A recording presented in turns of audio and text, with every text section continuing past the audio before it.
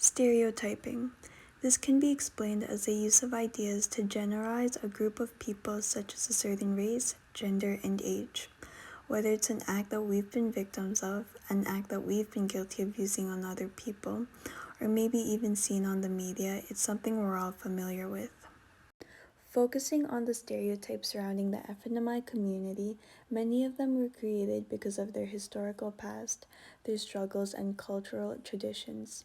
Some of the common ones are alcoholic, drug addicts, uneducated, and violent. They're also often labeled as warriors, savages, and Indians. Unfortunately, we non-Indigenous people actually play a big role in these stereotypes. Many of these ideas are spread by us through poor representation in the media, such as TV shows, movies, and comic books. These devices have a significant impact on society's perception of the FNMI community and their culture. The essential question is, how might our society eliminate stereotypes on the FNMI community?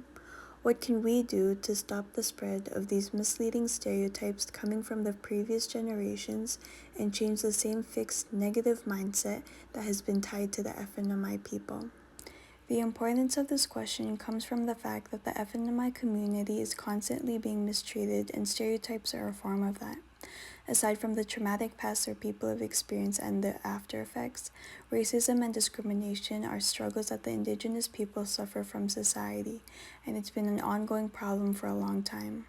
According to a report written by the First Nations Regional Longitudinal Health Survey from 2005, 38% of First Nation adults have been victims of racism at least one time in the past year, and 63% of those people admitted that their experiences having effect on their self-esteem.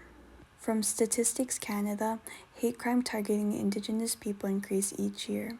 Indigenous women are 12 times more likely to be murdered or go missing than any other woman in Canada. 54% of these cases occurred off reserves and in the provinces, and 53% of MMWIG cases remain unsolved. For the excellent or very good self-rated mental health of the population, Aboriginal identity came with 61.4%, off-reserve First Nation with 59.7%, Métis 64.2%, Inuit 53.3% compared to non-Aboriginal identity population of 71.6%. A report released by the Ontario Human Rights Commission interviews Indigenous people on racial profiling in their community. These people have shared their experiences of facing prejudice in the workplace, streets, and public institutions. It's a struggle that they internalize, not knowing who to trust. In the same report of the impact of racial profiling on the Aboriginal community, they also share their feelings, saying that they're more cautious and wary coming up to institutions. There's a mistrust towards the police because Indigenous people are often seen as the suspects instead of the victims, and there's no care for their community overall. As they're still trying to heal from traumatic events of residential schools and trying to revive their culture, this disrespect and discrimination coming from non-Indigenous people discourages them to have a place in society, embracing their cultural identity. It affects their community emotionally and their self-esteem and dignity. As reported by Statistics Canada from 2011 to 2016, their community has increased by 19.5%. Indigenous people are one of the fastest growing populations in Canada. Parents are worried about the generation to come and the relationships between Indigenous and non-Indigenous people. Our society can help, starting off with giving them the platform to share their stories through TED Talks, documentaries, and movies. TED Talks has been inviting Indigenous people on their stage to educate others about their culture. On Netflix, they offer films and documentaries. Both well-known platforms can help reach a wider and unique audience. The use of social media such as Instagram, Twitter, Facebook, and TikTok are great learning sources. Through TikTok, Sheena Nova, an Indigenous woman, educates others by sharing her Indigenous culture, including food, clothes, and songs. Sheena has a following of 2.4 million followers and 82.02 million likes overall.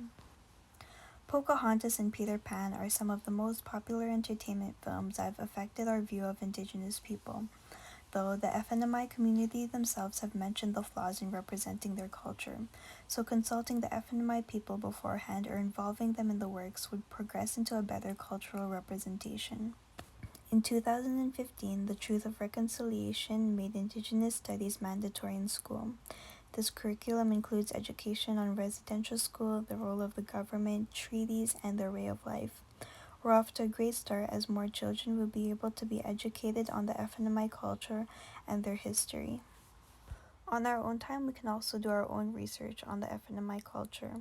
Sometimes stereotypes and facts get blurry, but if we're ever unsure, instead of assuming, many websites give accurate and reliable information such as the Canadian Encyclopedia, Statistics Canada, and articles posted by the United Nations. Connecting this with my previous point, a potential source could be by asking them in person. About 14% of Indigenous people live off of reserves. The possibility of having them as a classmate or colleague is not impossible. It's important to ask about their culture for a better understanding and even to learn new things. Overall, most of these solutions are currently being used to create a better place for the FNMI community. We're slowly looking past the stereotypes tied to their culture and seeing them for who they really are. With respect coming from both sides, it's possible for FNMI people and non-FNMI people to get along despite the difference in culture. In conclusion, the act of racism and discrimination on the FNMI community is an ongoing problem for many years. This is something that we can change if we dedicate ourselves. With time and effort, it's possible to eliminate stereotypes that have been surrounding the FNMI community for years. Thanks for listening.